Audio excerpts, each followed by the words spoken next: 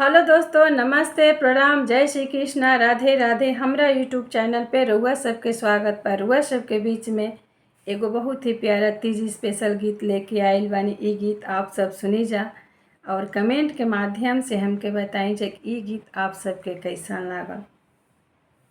अगर हमार गीत आप सबके पसंद आए तो ज़्यादा से ज़्यादा शेयर करी जा। शिवजी सुते नीरा भेदात गौरा रानी जागाई पूछे। शिवजी सुते नीरा भेदात गौरा रानी जागाई पूछे। कवना बरत हम करी तपिया के उमर बढ़े। कवना बरत हम करी त सिनुराया मर रहे। शिवजी उठे मुस्काई त हंसेले ठाठाई के। शिवजी उठे मुस्काई त हंसेले ठाठाई के। तीज के बरत गौरा करी तपिया के उमर बढ़े। तीज के बरत गौरा करी त सेनुरा अमर होई है। तीज के बरत बड़ी पावन अति मन भावन। तीज के बरत बड़ी पावन अति मन भावन। निर्जल रहिया निराहारत सोरहो सिंगार करिह। शिव के पूजन करिह। निर्जल रहिया निराहारत सोरहो सिंगार करिह।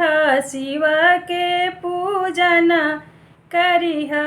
सबरे सोहागिन कर बरतिया तपिया के उमर मांगे। अमर सोहाग मांगे। सबरे सोहागिन कर बरतिया तपिया के उमर मांगे। अमर सोहाग मांगे। जन्म जन्म हम सोहागिन रही है आशीर्वाद मांगे। सुखी परिवार रहे। जन्म जन्म हम सोहागिन रही है आशीर्वाद मांगे। सुखी परिवार रहे। शिवजी बचन गौरा सुनहि ना पवली। शिवजी के बचन गौरा सुनहि ना पवली। कैली हली सोरहो सिंगार। चली गईली शिव पूजन गौरा हो। मांगे लगली अमर सोहाग। सोरहो सिंगार गौरा कैली हली। शिव के पूजन गईली। मांगे लगली गौरा हो पति के उमरियात। अमर सोहाग मंगली। अमर सिंदूर मंगली हो। शिवजी सुते नीरा भेदात गौरा रानी जागाई पूछे। शिवजी सुते नीरा भेदात गौरा रानी जागाई पूछे। कवना बरत हम करी तपिया के उमर बढ़े।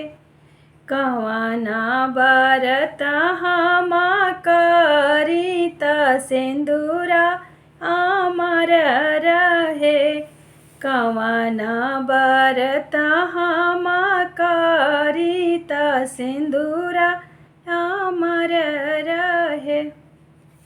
Thank you. ये वीडियो थोड़ी लॉन्ग है, लेकिन आप लोग पूरा सुनेंगे तो बहुत अच्छा लगेगा।